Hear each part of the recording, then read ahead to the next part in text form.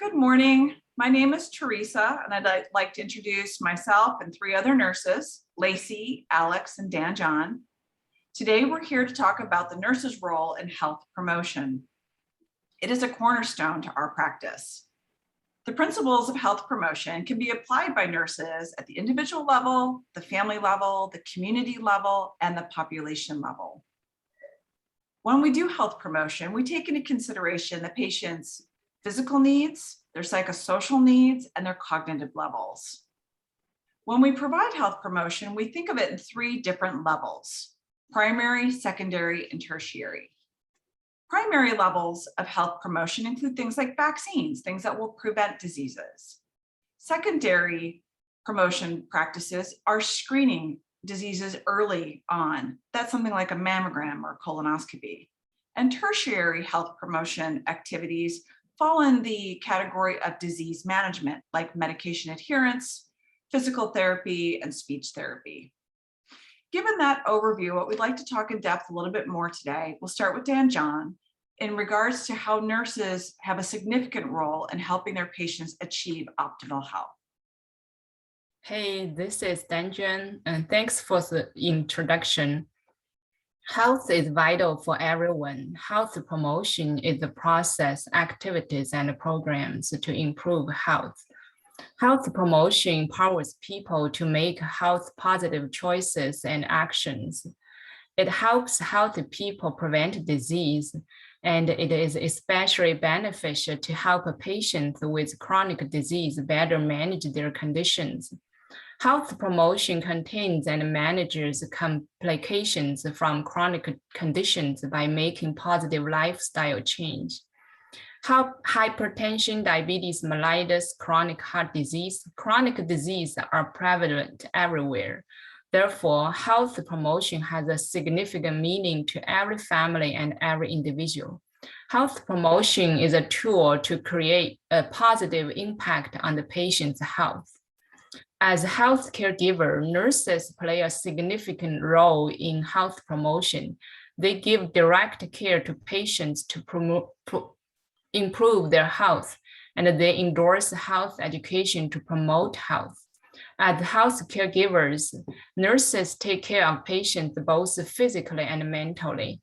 Hospital nurses at the bedside assess patients' conditions and administer medicines, process treatments, and give daily life care to promote recovery. Meantime, nurses provide mental support by talking to patients, responding to their concerns, and coordinating with the other department to meet patients' needs. More critically, nurses are health educators.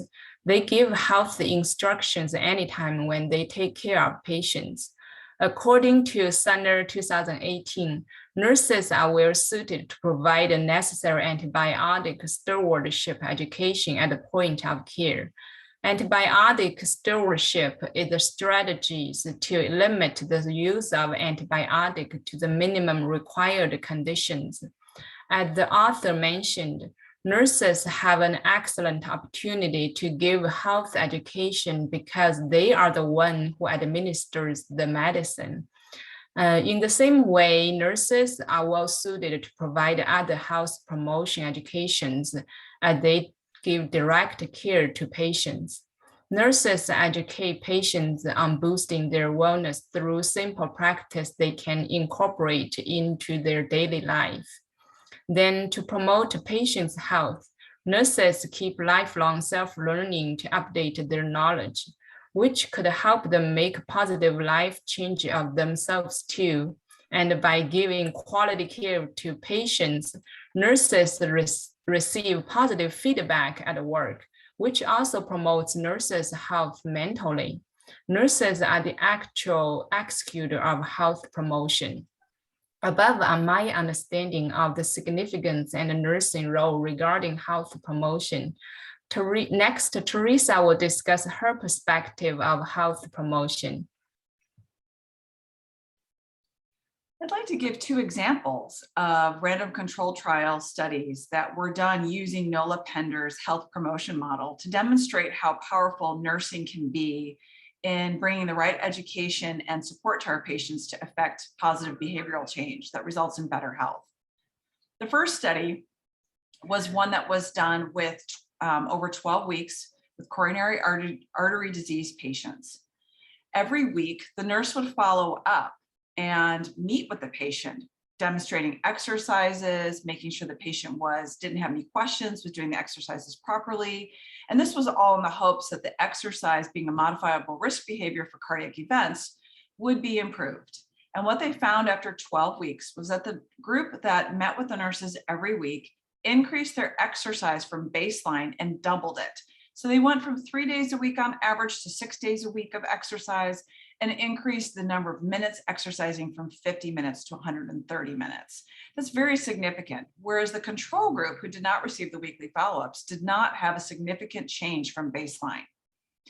The next example I'd like to tell you about is patients with metabolic syndrome. Again, over 12 weeks, nurses used Pender's health promotion model to follow up with the patient to make sure that they understood and how they were doing with their diet plan, their exercise plan, and their stress management plan that were prescribed at the outset of the study.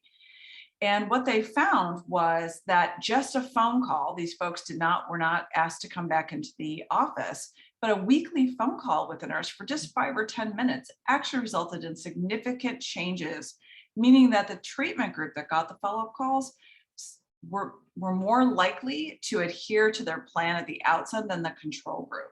So after 3 months, they found that positive support and checkups every week really lent to the patients being able to adhere to the prescribed diet, exercise, and stress management program that was outlined by the provider. Health promotion is really important, and Nola Pender said it well with her health promotion model. She says health is a positive dynamic state and not the absence of disease. And what she really promotes, and what nurses continue to promote, is the idea that nurses are the cornerstone to making this happen. I'm going to go ahead and turn it over to Lacey. Impacts of nursing roles in health promotion are beneficial to both patients and society. As educators, nurses are responsible for ensuring patients receive proper education regarding vaccines in order to protect them against COVID-19 and other diseases. Vaccinating whole populations quickly is essential to preventing spread of contagious diseases and mutation of viruses. This benefits the individual and the community in promoting a healthier environment for all. As mentioned previously, nurses as advocates identify risk factors in patients and make recommendations to promote healthier living. Impacts can significantly benefit patients' lives. For example, opportunity to promote healthier lifestyle in patients with cardiovascular disease will have a direct positive effect on their lives.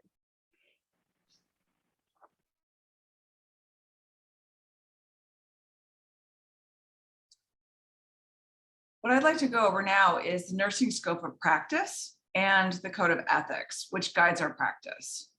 In the nursing scope of practice, standard 5B says directly that it is imperative for nurses to provide health teaching and health promotion. That is the cornerstone of what we do. And in terms of providing health promotion, education, and follow-up with patients, we can use what we use in every patient encounter, which is the API: assessment, plan, implement, and evaluate. We can assess the patient's risk for problems, meaning, is the patient a fall risk? What kind of physical therapy could they engage in, or exercise treatment could they engage in? We want to plan with the patient, what are their goals when they leave the office? And how can we garner support from both their friends, family, and outside resources?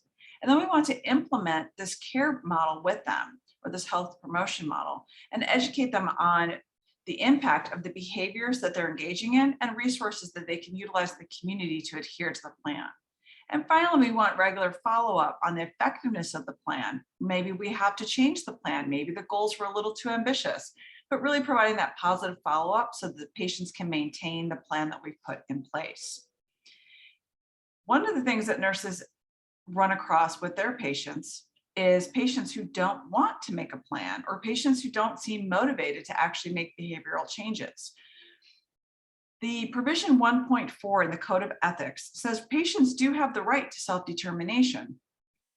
And without, as nurses, we respect their right to self-determination. So we're not going to guilt them into this. We're not going to push a plan on them. What we can use instead is motivational interviewing, which has been shown to be a very effective way for nurses to assess patients where they're at and then continue to support them wherever they're at to continue to think about and then hopefully in the future engage in those behaviors.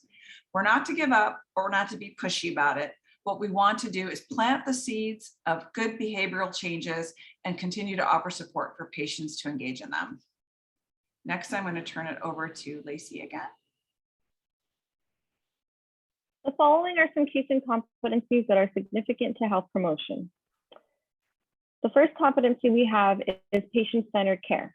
Health promotion must be patient-centered, not disease-centered, in order to be effective.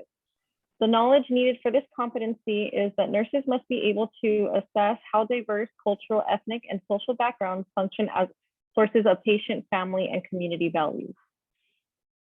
The skill needed for this competency is to elicit patient values, preferences, and express needs as part of a clinical interview, implementation of care plan, and evaluation of care. And the attitude needed is to willingly support patient-centered care for individuals and groups whose values differ from their own.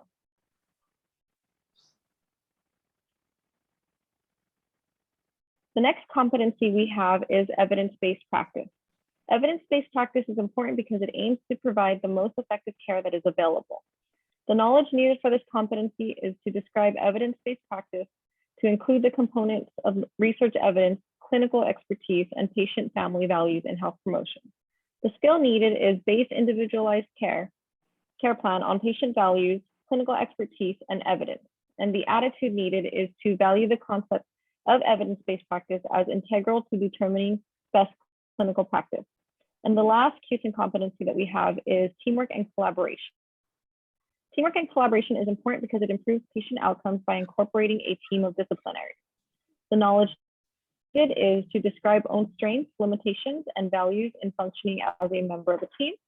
The skill needed is to act with integrity, consistency, and respect for differing views. And the attitude needed is to acknowledge own potential to contribute to an effective team functioning. The ACN essentials relevant to health promotions are Essential 6 and 8. Essential 6 revolves around the idea that communication and collaboration will improve patient health outcomes. In order to promote health, we must ensure that a patient is an active participant in their care and is fully educated to their health status and health risk. The AACN Essential Number 8 outlines the importance of professionalism. It promotes patients' autonomy and human dignity. Autonomy is not only the freedom to choose one's therapies, but it also encourages the patient to have responsibility for their health. A patient cannot be responsible for their health and make appropriate decisions unless they are well educated on their disease process. The WHO recognizes health literacy as a critical determinant of the health and a vital component of efforts to reduce inequalities in health. However, a large portion of our population lacks the basic health literacy skills. Moving forward, nurses need to educate the younger population to improve overall health literacy. As children grow, their critical health literacy skills mature alongside their cognitive development. There is a potential for them to discuss and prioritize health messages from a variety of sources and to make informed decisions on health actions. There is a good opportunity with family to integrate health learning to educate not only the children, but their parents as well. There are also various social determinants that affect health literacy, including economic stability, education access and quality, healthcare access and quality, neighborhood and environment, and social and community contexts. Ultimately, the best practice nurses can implement when educating their patients is to use plain language. Remember that not everyone has the same education, and therefore education should be customized to fit the client's needs.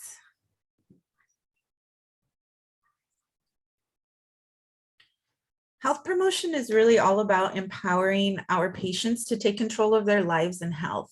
Nurses do play a large part in that, in promoting health. Customizing communication and education is vital to increasing patient outcomes. Listed are our references for our presentation. Thank you for your time.